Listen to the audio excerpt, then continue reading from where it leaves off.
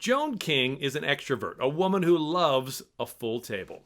The senior integrated health consultant at the National Council for Behavioral Health, Joan is somebody who has a unique view on the table. You see, for her, the most important table is not the one you'll find in a boardroom. Rather, it's the one she found in her grandmother's kitchen. Both grandmothers, to be precise. Both grandmothers' tables, which helped shape a unique, compassionate view of people, worth, and work. Pull up a chair and join Joan at the table as she shares with you the powerful TED-style talk, the two guests who are always at your table. Say hello to Joan King. I grew up in a world between two very discrepant tables. My paternal grandmother sat at one table surrounded by her siblings and their families, and the smoke from the cigarettes that turned the air blue at that table. The smoke wasn't the only thing blue at that table. The language was so blue it would make a trucker blush. The conversation around that table was fast, it was loud, it was opinionated, it was interrupting. Family was judged. You knew where you stood, but you were loved. Several states away at the other table, the word was welcome. Whether you were my great uncle coming straight from your job at the cheese factory with the smell of whey heavy on your clothes, or my grandparents' most beloved guest, their pastor, or the college kids that showed up at church on Sunday morning with no place to go, or various and sundry first, second, third cousins who needed a place for lunch. Biscuits could always be added to the chicken and gravy. More vegetables from the garden could be put on the table. And it seemed there were unending leaves to expand that table. So there was room for everyone. I tried once as a 5-year-old to bridge those tables. I brought the blue language from the one table to the table of welcome. My attempt at bridge was greeted with shocked silence, and I was quickly removed from the table by my mother and told in no uncertain terms that what was acceptable at one table was not acceptable at the other.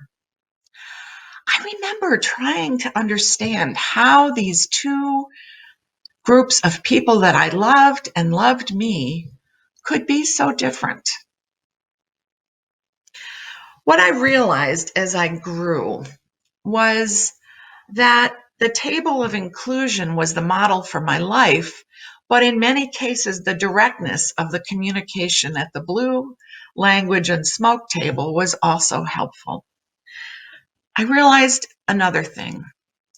On both tables, gratitude was spoken, often in the form of prayer before a meal or thanks for the person who prepared the food, sometimes unspoken in a loving gaze or a gentle touch. What wasn't spoken at those tables, but what was under the table in a deep stream was grief. Grief at the loss of a son and son-in-law at age 25. Grief at the loss of siblings early in life. Grief at the long-term impacts of the depression that the people at those tables mostly had lived through. Those lingering memories of hardship and fear. You know, at those tables, the dance of grief and gratitude was embedded in my soul. I don't remember the last meal at either one of those tables. How often it's true that we only recognize the last time in retrospect, and how true that's been in this past year. The last meal in a restaurant, the last time with friends face to face, the last time family and extended family gathered for a meal or a celebration. Last times that we didn't recognize at the time. What I do remember is the dismantling of those houses, the taking apart of those tables, and the recognition of the deep grief that what once was no longer, except in me and except in the other people I loved who had gathered at those tables. But those tables lived on in me, and out of those tables emerged a life I constructed built on recognizing the profound discrepancies we all live with, moving always between grief and gratitude, though I didn't know it as clearly then as I do now. So my work really became about healing and connection, how to help people heal, how to help people who look at the world through different lenses, find connection with each other. I was privileged to travel, and in that travel, I experienced not just in my mind, but firsthand the impact of finance, of policy, of geography, of culture, not only on healthcare, although profoundly on healthcare, but on the way we live and the way we see the world. Not only at work tables did I come to understand those differences, but at airport gates and in planes and on trains, and sometimes late at night in the rental car shuttle when the talk turned to where you were from and what you do and why you were traveling. So many opportunities to see the world in hundreds of different places and spaces. I had the privilege of sitting at a table with a small town, a sheriff from a small frontier town in the West, as he talked about the compassion he felt for the people in his community living with mental health and substance use challenges, but the pull he felt between their needs and the many demands on his time and the time of the other staff that worked with him, the very limited staff. I sat at tables with hundreds of people with lived experience of behavioral health challenges, and I heard their stories of loss, of isolation, of incredible labeling and discrimination. But I also heard their stories of hope, their stories of finding their way to connection, to meaning, to purpose, to ways to contribute in their community.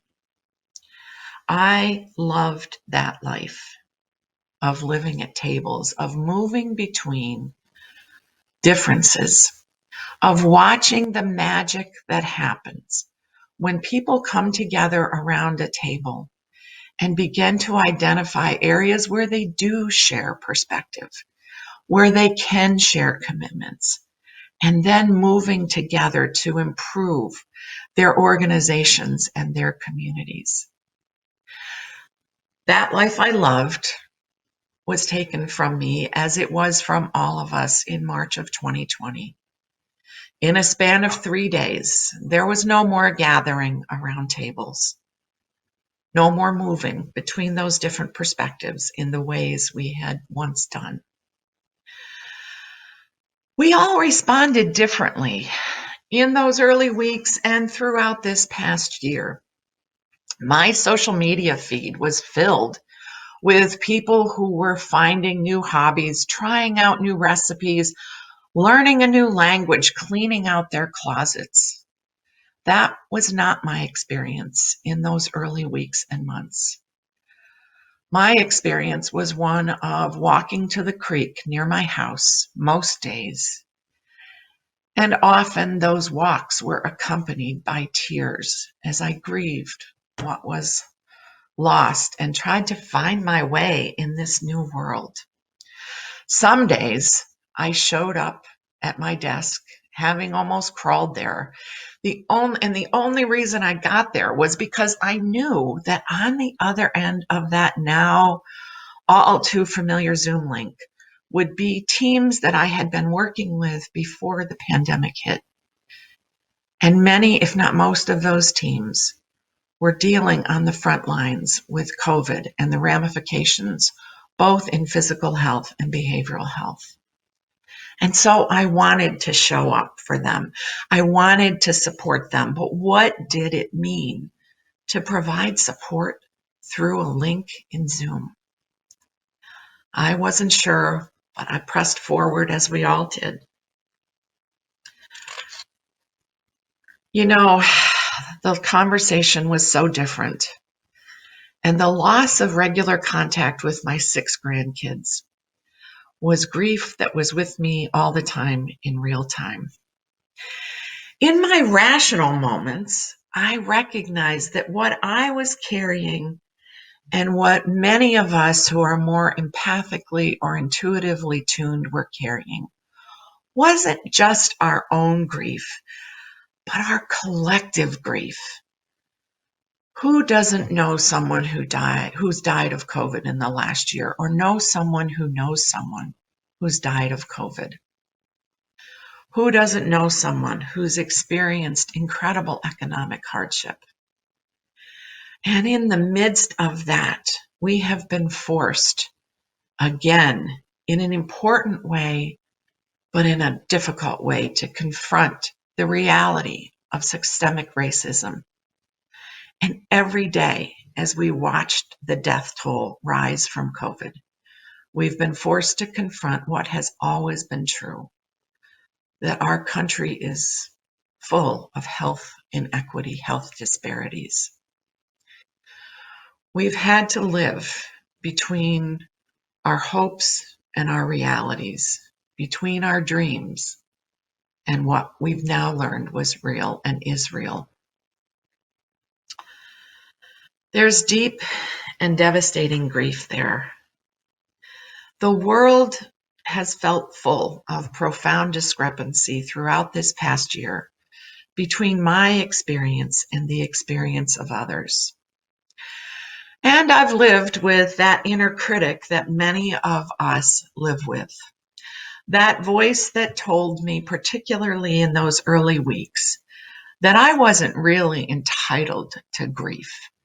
You have a home, you have a yard, you have a job, you have a husband that you mostly get along with. So what right do you have to grieve when so many have it so much worse? But what I finally remembered was that grief is each of our own experience. And grief denied and unacknowledged limits both our own experience to feel the range of emotion, and it limits our ability to enter the experience of others. Finally, I remembered that grief, unacknowledged also, can turn to a destructive anger, the kind of anger that tears families apart after a death when they fight over mom's beloved teapot. And so I resolved again, as I had before and probably will need to again, to honor my own grief and to honor grief in others. Not weighed, not measured, not justified, just acknowledged and honored. One morning I walked again to the creek, and there was the heron back from his winter travels. In that encounter, in that scene of seeing that heron, something cracked open in me, and gratitude was born, not only intellectually. I'd been practicing gratitude, but now I felt gratitude. I felt gratitude. And in one of those moments that don't come as often as we'd like, I experienced the memory of those tables with grief and gratitude dancing together. In June, one of my friends, longtime friend, lost everything in the California wildfires. He had been a pastor for many, many years and had constructed a life in retirement 1 month earlier, where he and his wife had built not only a home but a retreat center so he could continue his work as a spiritual director and invite people to a place of rest. In a span of one day in the midst of a pandemic, in fact, in just a few hours, they lost everything. The heat of that fire was so intense that almost everything was completely destroyed. But in the rubble, he found this container. And he told me the story of how in his spiritual direction office, this container sat on the table next to where his clients sat. And it was full of marbles that represented grief and gratitude.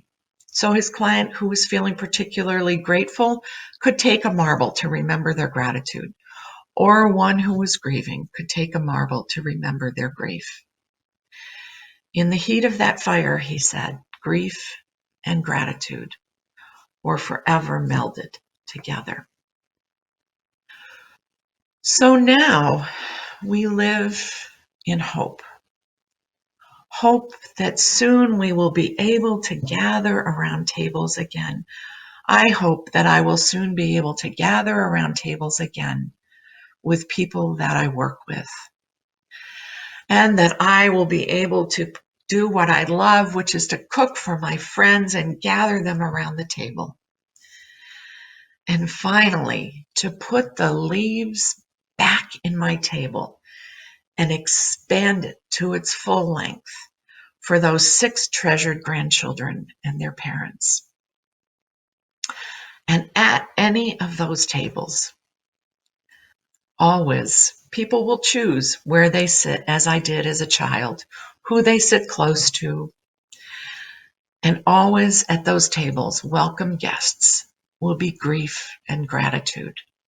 Sometimes close together, sometimes farther apart, but always in the dance of grief and gratitude.